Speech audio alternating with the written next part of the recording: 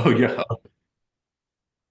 Okay, welcome audience members. Today is Friday, November 8th. I think maybe it would be helpful to start dating some of these podcast episodes. Bruce, good morning. We are days after the election results, and today we're gonna talk about, some key points from our takeaways from the election and the communications and stuff like that. So Bruce, man, why don't you get us started? Break it So down. yes, we are days after the election, but still a little bit dazed from the election.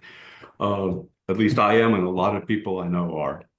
And I want to start with some of the post-election communications that I've heard from Democratic and liberal type groups, which I gotta tell you have not sat well with me. And I'm going to try and not rant and rave too much, but a number of organizations whose mailing lists I'm on were out just within hours after the networks called it for Trump with generic, obviously pre-written fundraising appeals.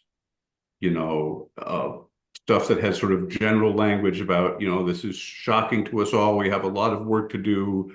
Help us do it. With no sense of really evaluating what had happened and why, or what the new strategy might need to look for. And I'm going to tell you honestly, I unsubscribed from a couple of lists that day. I'm sorry. Give me 24 hours to grieve and process and think through where I think we have to go next before asking me for money. Um, and when you do, show me that you have at least the beginning of a strategy. Obviously, it's not going to be figured out yet, but show me that you have a process for figuring out where we go next. And, this morning I just got another sort of generic fundraising appeal, today. So they had a couple of days to figure something out. And again, it was just kind of bland, this is challenging. We know how to handle this. We've dealt with challenges like this before. Please help. It's like, no, no. Stop and think a little bit and let me know that you have a serious process going on. Now, I will say one shining counterexample to all those fundraising pitches, and I've consciously not named names up till now, but I want to single these guys out for praise, is an organization that organizes around technology issues called Fight for the Future. Put out posts after the election on all their social media accounts saying, don't donate to us today. There are frontline organizations and communities that are directly going to be under attack. They're much less well funded than the big national groups. Help them. And then they posted a series of posts listing about 30 or so local organizations and links to them. Thank you. That's what we need now. And that was the only organization so far I've seen doing it. So that's my first rant. Yeah.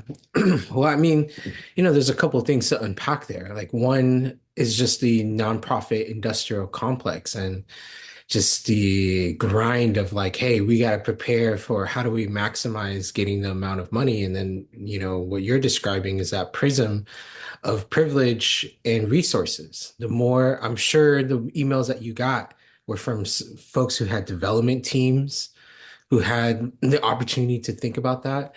But I really liked what you said. Who was the organization that you said who beamed it back to other frontline organizations? Fight for the Future, it's Right. called. To the technology. Yeah, a great move. I think that's absolutely the right move to do because that is what's going to happen. What's going to happen is like um, immigrants are going to get targeted and vulnerable people, LGBTQ people are going to get targeted.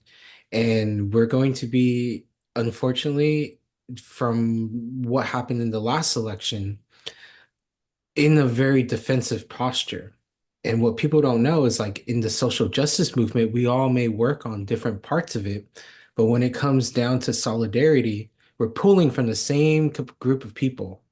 We're pulling from the same group of people where we all end up working in coalitions for the poor people's movement or people of color. And that becomes a challenge because now what happens is an attack on any facet, which like for example on immigration, that's going to require solidarity from all fronts. And then what we will be going through now is like our capacity is just going to get shot and drained. And I think that's where resourcing frontline organizations is so key and so critical because we do need this like influx of money for them to just be able to defend themselves and figure out what they need and having like and then this is my thing with philanthropy and trust-based philanthropy that has picked up a lot more is like hey we have to trust the experts on the ground and trust them to do well with the money versus like having them completely report everything out and have a whole battle plan for Trump, which we still do. But I think it goes back to your point on why did we lose? And that's really important. And why we lose and the myriad and the different things that compound and collect together on why we lose is something that we can't ignore. We can't just keep going forward and saying, hey, who's the next Democrat that can, who's going to take this up? I think I see this also as an opportunity for us as a country to really organize locally and have some new people into either these parties or new formations. Yeah, no, absolutely. And I would just urge everybody to be very cautious of anybody who claims instantly to have the answer as to why Republicans won. Yep. I think manifestly there were a lot of things going on, a lot of different factors and issues interlocking, overlapping, affecting each other. Um, and I think they all played a part. And to say anybody who says they have the one answer, I would start ignoring them right away because they don't. Yeah.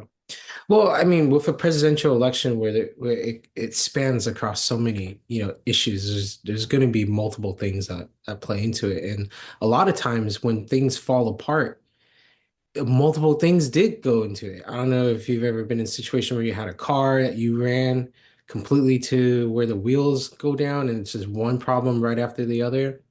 I think that's what I kind of see in terms of just the Democratic Party in terms of how they kind of operated over the last, several years. And then yeah, everybody has a say and part in it.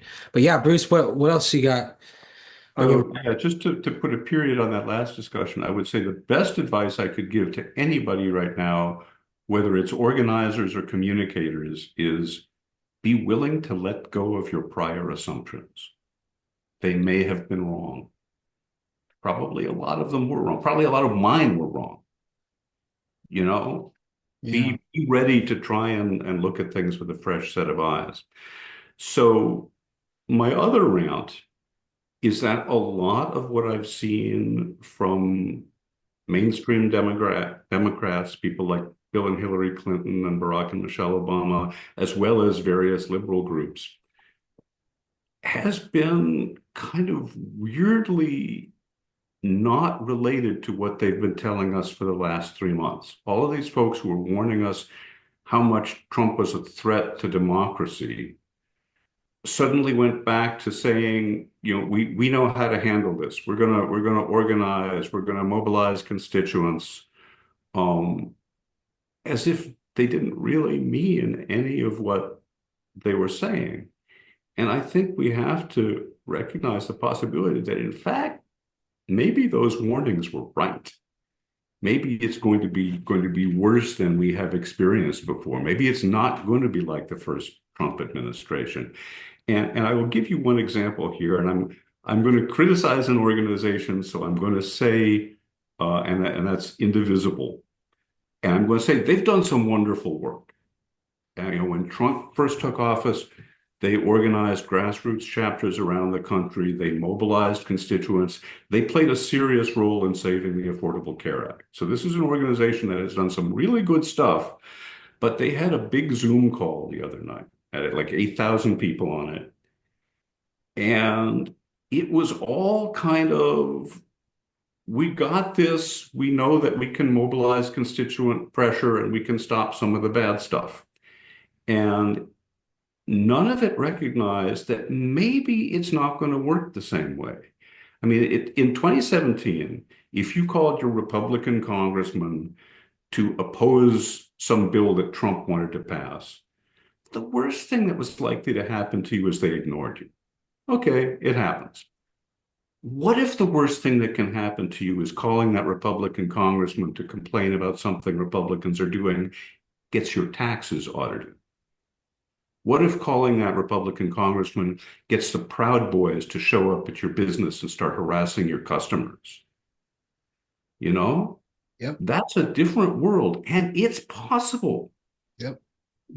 I really would urge anybody who's never read The Rise and Fall of the Third Reich, read it now. You don't have to read the second half. We know how World War II ended. Read the first half. Read how Hitler rose to power. Because Germany went from a functional multi-part party democracy to a full-on absolute dictatorship in a year. And all the people who had been opposing the Nazis ended up either hiding underground Yep. or in concentration camps or dead. And they thought it couldn't happen there either. So I'm going to stop being apocalyptic now, and I hope none of this happens. Maybe it won't. you know, Maybe Trump and his gang will be less crazy than I fear. But I really would like to know that groups out there are at least thinking about the worst case scenario. And obviously, you're not going to talk about all your plans openly. I get that. Let me know that you understand it's possible and are trying to figure out what to do. Yeah, well, I think a lot of people do know that it is possible.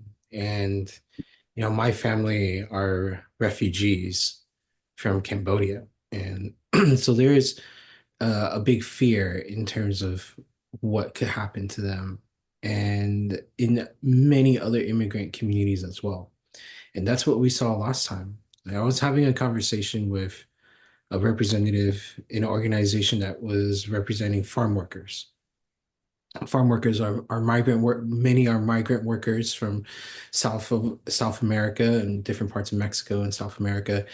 And the problem there was like we were trying, like the group was making advances for farm worker rights, like getting in office to check on complaints from farm workers in the federal department. But when Trump had taken office, all of that had gone away. All that progress was wiped out.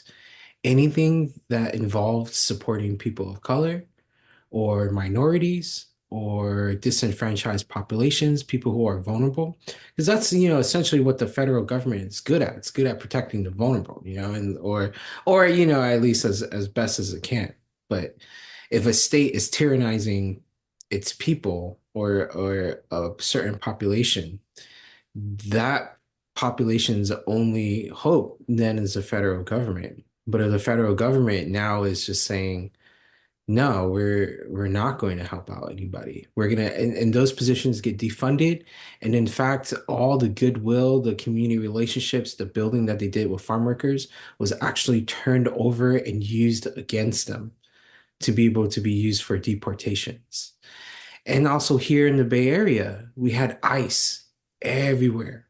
And people had to people had to really run blockades and things. So we're gonna be in for we're it's not gonna be easy. And I agree with you. Like we thought the first term was gonna be challenging. I mean, we need to be prepared for them learning from their mistakes as well and from them getting better and improving as well. And and yeah, it does scare me. I think the what you're saying in terms of the rise of the Third Reich happening in a year, people don't think it could happen, especially here in California when we have like a really blue bubble. But for the rest of the country, it could happen. It could happen. Definitely Yeah. could. And and there will be issues that come up that were not on the radar screen in Trump's first term, even for Trump and his team. What if RFK Jr. really is in charge of healthcare? What if, apparently, I read one article the other day that said that Ron DeSantis is lobbying to have his crackpot Florida State Surgeon General named Secretary of HHS. You know, what if these people take life-saving vaccines off the market? What do you do? Where do you go? Can you get, and I say this as somebody who's over 65, who is in a high risk group for a number of illnesses, who has had COVID once and has lingering permanent nerve damage from it and don't want to get infected again. Am I going to have to go to Canada or Australia to get my vaccines? I can afford to do that if I have to. Lots of people can't. What do we do for them? Is somebody thinking about this? Yeah, that's the hard I'm part. just a voice of cheer today. I'm sorry to be so happy-go-lucky. No, I mean, you bring up very good points, and it is going to be a problem, you know. It is going to be a problem. It is going to be a problem. It's going to be a problem because we should anticipate and expect a huge turnover in the administration in terms of who's there and not. Also, just the Supreme Court giving the president more lenient powers in terms of what they can get away with in the name of executing the presidential office's responsibilities, and which can include jailing and assassinating political opponents, which is Yeah, and that term, like, and I always say this in organizing, like organizing in America is way different than organizing outside of America. It is completely different. People, when you organize outside of America, people are getting murdered for protesting, for things that we take for granted here. And for us to even have the potential to get even closer to that type of scenario, it's crazy. It's crazy. yeah, and I don't think, at least based on what they're saying publicly, I don't think a lot of people are mentally prepared for that, or at least a lot of the organizations that we expect to help us get through this. Now, at this point, having spent, however long we've been talking complaining, I want to pivot a little bit to some positive advice for communicators, because I do believe that it's not helpful to only complain. You have to try and have some ideas of a way forward. And God knows I don't have it all figured out. But one thing I feel pretty sure of is that we need to get better at our storytelling. Like it or not, Trump and the Republicans told some very clear stories. They were often lies, but they were very compelling. You know, Inflation is eating you alive. The economy sucks. I can fix it. Well, I'm not sure he can, but yeah, a lot of people are really struggling. Um, we didn't all, or immigrants are coming to plunder your town. Um, Again, it was mostly nonsense, but it stuck. So where is our counter narrative? We didn't always have one, particularly on immigration. Let's have one.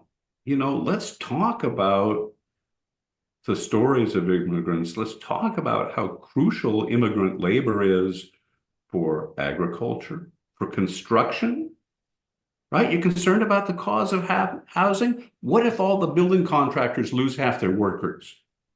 You think we're going to get more housing that way? You think housing is going to get cheaper? I got news for you. There are stories that we can tell, that we just need to get better at.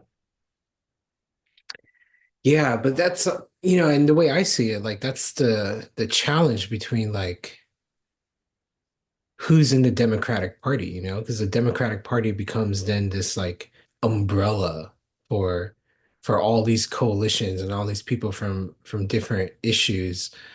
And then they kind of just get swept up into the Democratic Party, but the Democratic Party, doesn't leverage and use its power so well. I mean, like, and like, let's break it down. What did they decide to do with Kamala's message? They tried to introduce her to the world. That's why one of her talking points was always like, I grew up in a middle class family, and she's trying to introduce herself. And I mean, it doesn't even follow like, the even just sales tax. I think Donald Trump, for what it's worth, just sold a better option at the ballot, in terms of just saying like, they spoke to the pain points, right, of the voters, and they offered up a solution, and they wrote really sticky messages. Doesn't even matter if it's, and we said this in the earlier episode. Sometimes it doesn't even matter if it's the truth, because it's almost about just sticking to the audience members and cementing that those neurons in people's brains, Yeah. So for that perspective, they did speak to people's pain points, while the Democratic Party really hedged their bet on not trying to speak to their pain points because they would have had to be accountable for how that worked. But what they should have done was to really tell better stories that counter those narratives. Instead of saying, because their main focus was like, let's try to introduce Kamala, make her likable. Let's also threaten people that if they don't vote for Trump, we're going to be in a much, harder situation. What they didn't account for, which I think we're talking about here, is that people are upset with the current conditions and the living conditions that we currently have. And they were going to vote based off of being upset. They were going to vote based off of change, and there was only two options on the ballot. So it wasn't really trying to be the best candidate for president. It was just, can you be better than the other option?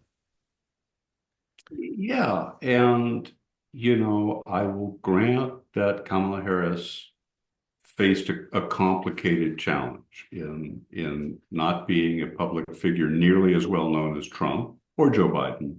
Yeah. She had a lot of ground to cover in just over 3 months. And it's very hard to shift people's fundamental attitudes in that short a time frame. Um, but well before she became the nominee, the Democrats had largely adopted the Republican frame on immigration. Without the hysteria and the demonizing, but the basic narrative that the border is a disaster and we have to crack down.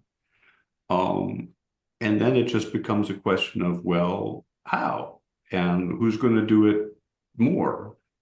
And Trump was always going to win that fight. If the question is who's tougher on the border, no matter how hypocritical he is and full of what he is, Trump's going to win that argument. And he did.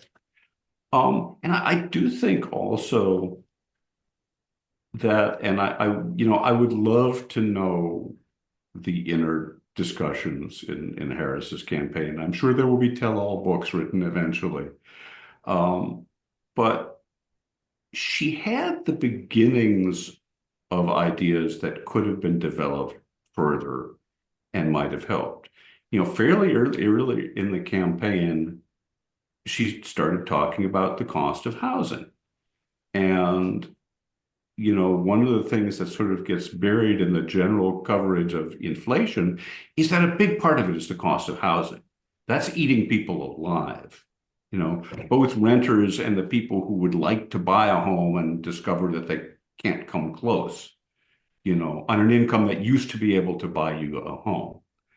Um, and she had a plan. It wasn't probably didn't go far enough, but it was the start of something. She was at least thinking about it, and she mostly stopped talking about it. She would mention it briefly, but instead of saying, "Hey, he talks about inflation," I actually am focused on dealing with the part of it that is really hurting most of you, the cost of the place you live.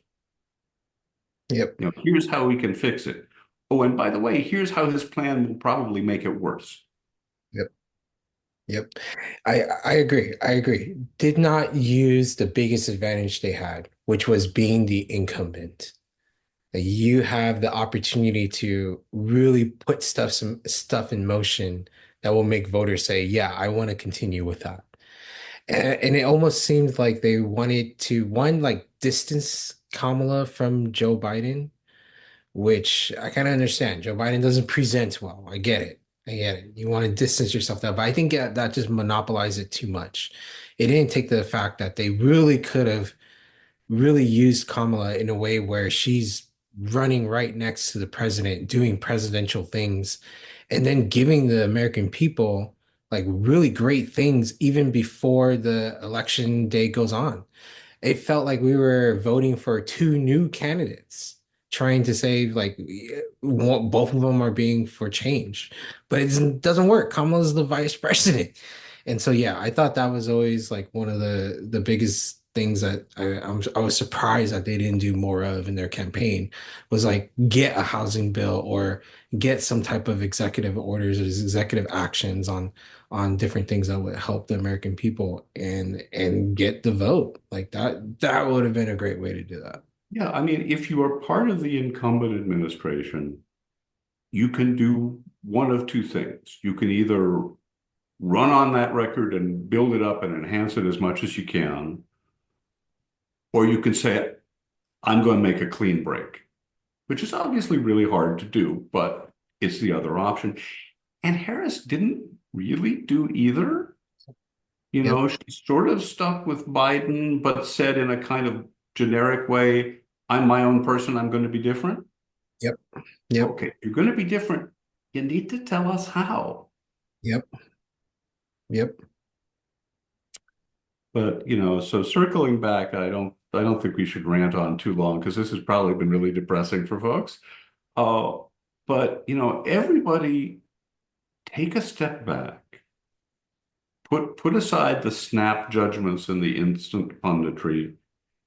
Think long and hard about what the story is that you need to tell, how you can tell it, how you can support people who are going to get hurt, how you can organize in a really high stress and potentially high danger environment.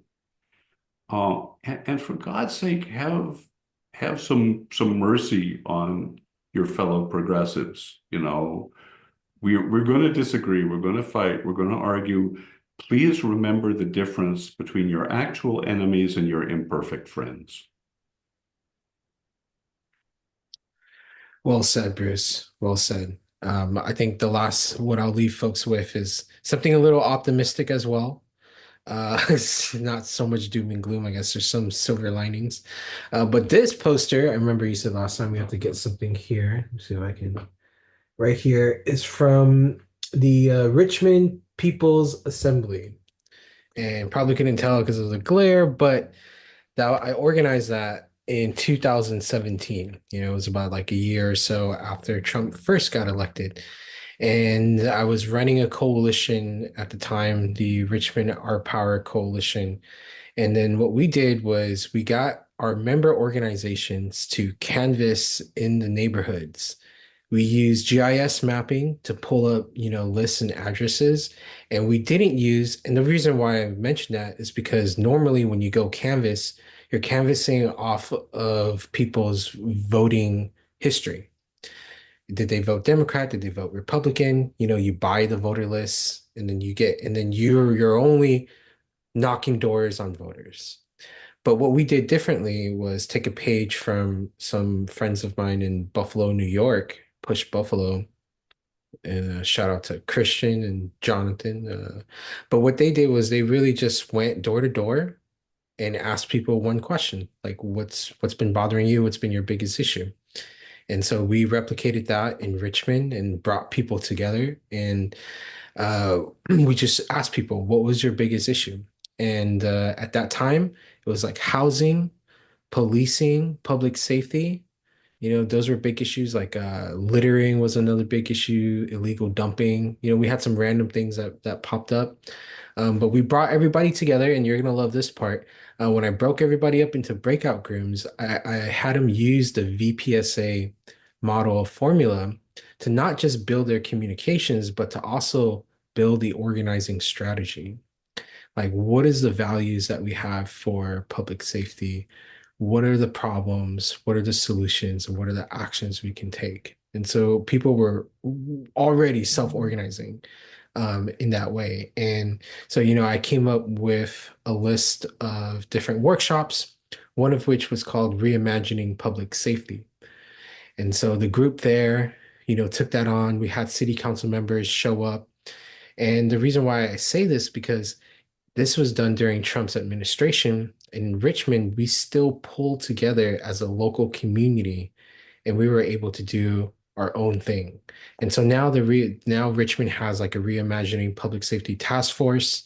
They were able to redirect funds and change the way policing is handled in Richmond, have a lot more police accountability, have a lot more services to one, take away from responsibilities from police officers to handle like low level like calls and things like that. Instead, get a mental health professional out there instead of a police officer, where the police officer could be doing actual good police work in Richmond. And so that was one part of it as well. And we were able to reframe our elections and city councils.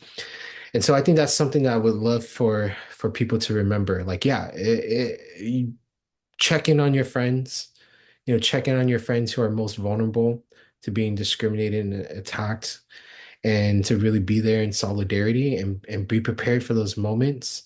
But also, this is an opportunity to organize because, after this election, if we can get to 4 years, we're going to have a new presidency, and the next 4 years is going to shape how that's going to turn out.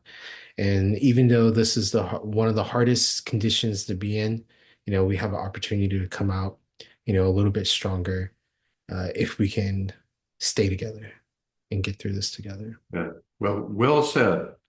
Let's end on that positive note, because if I open my mouth again, I may turn negative. We don't want to go there. All right, Bruce, I'm giving you a virtual hug here, man.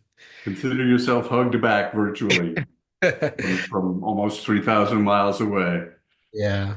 All right, Bruce, take care, man. I'll see you next week and we'll get We this will see podcast. you then.